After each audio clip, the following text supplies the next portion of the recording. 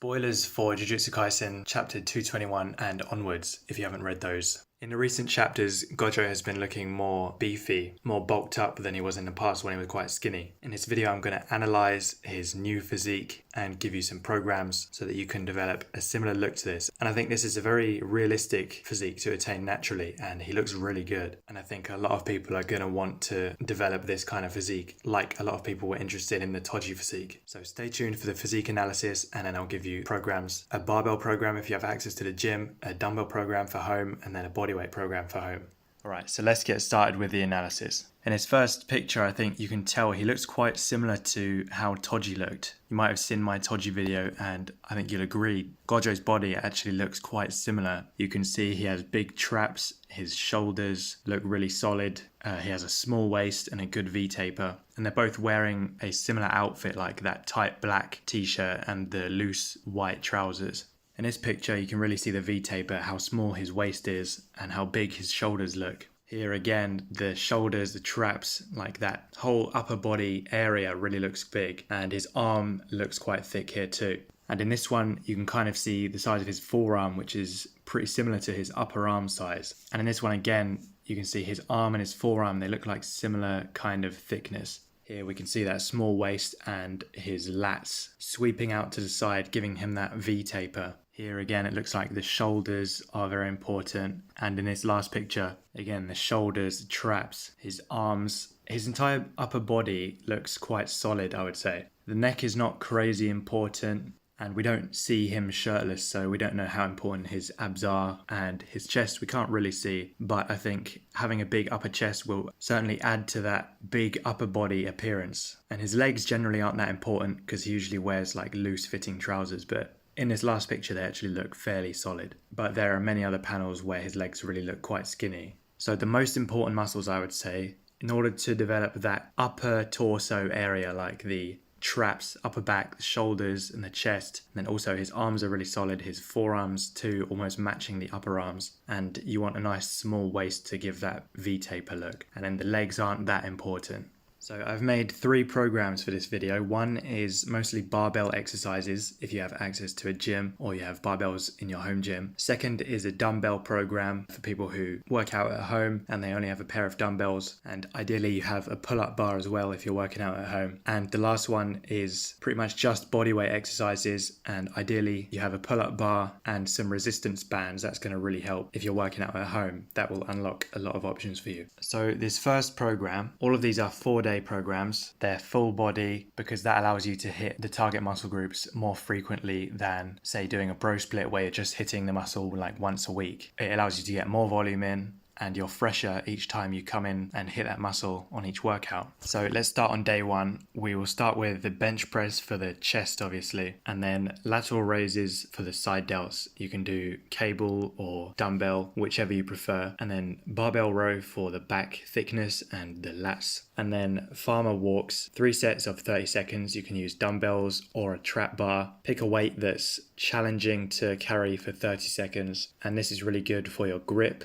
and your traps. You'll be stretching the traps holding this weight in your hands. And then dumbbell curls for your biceps, and finishing off with hanging knee raises for your abs, and also going to be very good for your grip because you're hanging from a bar. And then day 2, we're doing overhead press for the front delts, ideally with a barbell, and you can do this seated or standing, whichever one you prefer. And then close grip bench press for your triceps, and after that barbell squat for the legs, because squatting is really good for your testosterone levels. And despite being a leg exercise, if you squat, every other muscle in your body is going to kind of be enhanced by the fact that you're squatting, because your whole body benefits from the systemic testosterone increase that engaging such a large muscle mass during squatting provides. And then face pulls on the cable machine, or you could do band pull aparts if you don't have a cable machine. This is really good for the rear delts and the traps and your posture and your shoulder health. And then weighted pull-ups, excellent for your grip and mostly for your lats, building the back width so you can get that V-taper. And then weighted plank, 3 sets of 30 to 60 seconds. This is going to teach you to brace with a load on your back, which is very important for things like squatting and deadlifting. Day 3, we're going to do incline bench press to hit the upper chest, and then barbell curls for your biceps, lateral raises for your side delts again, and then cable rows or any other kind of row that you have access to help with that back thickness and the upper back development. And then shrugs, I like to use a trap bar. Dumbbells work really well and barbell works really well. This is for your traps, and your grip is also going to be worked very well with these. And then hollow body hold for your abs. Day 4, you can do seated dumbbell press for your front delts again, and then an overhead tricep extension with cables, barbell or an easy bar, or dumbbells for the long head of your triceps, which is going to give your arms a really meaty appearance, more than any other head of the tricep will. And then lateral raise again, I would recommend switching up which equipment you use for the lateral raise each time. So on day 1, maybe you do a dumbbell lateral raise. On day 3, you do a cable lateral raise, and on day 4, you do a dumbbell lateral raise again. Next is the trap bar deadlift. If you don't have a trap bar, then you can just do a normal deadlift. We don't really care about legs or hamstrings, so this is mostly for like your grip and the stretch on the traps and your spinal erectors. But this is just a great posterior chain developer, which is going to aid with giving your back that thick appearance. And then after that, weighted chin-ups for your lats and your biceps, and finishing off with some mountain climbers for your abs. So now for the dumbbell program. This is basically the same as the barbell program, but I've switched out the barbell movements for dumbbell movements. So we're doing dumbbell bench press, or if you don't have a bench, then you can just do dumbbell floor press, lateral raises, one-arm dumbbell rows, dumbbell farmer walks for your traps and grip, dumbbell curls, and then hanging knee raises if you have a bar. If you don't have a pull-up bar, then you can just do lying leg raises. On day 2, dumbbell overhead press for your front delts, close grip push-ups for the triceps and the chest, and then goblet squats for your legs, bent over lateral raises for the rear delts, pull-ups if you have a bar. If you have a belt, then you can do weighted pull-ups, and then a plank for 30 to 60 seconds. On day 3, then incline dumbbell bench press if you've got a bench, and if not, then you can do decline push-ups to hit the upper chest. And then dumbbell curls for your biceps, lateral raises, dumbbell rows for the back, dumbbell shrugs for the traps, and then hollow body hold for the abs again. And then seated dumbbell press for the front delts, dumbbell overhead triceps extension for the long head of the triceps, lateral raises, dumbbell Romanian deadlifts for your posterior chain, and then chin-ups for the biceps and lats again. If you have a weight belt, then you can add weight to these, and that's going to make them much more effective. And then finishing off with mountain climbers for the abs. And now for the bodyweight program for people who don't really have any equipment. Ideally, you have a pull-up bar and some bands, but if not, then you can use bodyweight alternatives. So starting with just regular push-ups, 4 sets, close to failure, you'll know what that is. So maybe if you can do like 20 push-ups max, then you could probably do 4 sets of about 15. And then lateral raises, you can just use like a bag filled with stones or books or something. You don't need heavy weight for this, just anything that you can lift out to the side of your body with a mostly straight arm. And then inverted rows, ideally you have a bar you can do this on. If not, then you can do it on a table as long as it's sturdy. And then farmer walks, again, like lateral raise, you can just pick up any like heavy object that you can hold in your hand and you just walk back and forward with it. And then chin-ups if you have a bar, and if not, hopefully you have a resistance band and you can do band curls for your biceps. And then hanging knee raises, and if you don't have a bar, then you can do lying leg raises, pike push-ups or handstand push-ups for your shoulders on day 2, close grip push-ups for your triceps, jump squats for your legs. I find that regular bodyweight squats are just way too easy. You can just do like hundreds of them, but jump squats are way harder and they really tire out your legs much quicker than normal squats do. And then for the rear delts, you want to do some band pull aparts, and if you don't have a band, hopefully you have a bar or a table you can use to do inverted rows on. And then pull-ups for your back and plank for your abs. Day 3 then, decline push-up for your upper chest, and then chin-ups if you have a bar or band curls for your biceps, lateral raises for your side delts, inverted row for the back thickness, band shrugs for your traps, or shrugging any kind of heavy object that you can hold in your hands. That's going to be really good for your traps. And then hollow body hold, 3 sets to failure for your abs. And then band overhead press for your shoulders. If you don't have a band, you can just do pike push-ups or handstand push-ups again. Band overhead tricep extensions for the long head of the triceps, or bodyweight triceps extensions, lateral raises, And then Bulgarian split squats or lunges, 3 sets of 12 per leg, ideally with some kind of weight that you can hold in your hands or on your back. Maybe you have a weight vest, that would be really helpful. And then chin-ups for your biceps and your lats, and finishing with mountain climbers.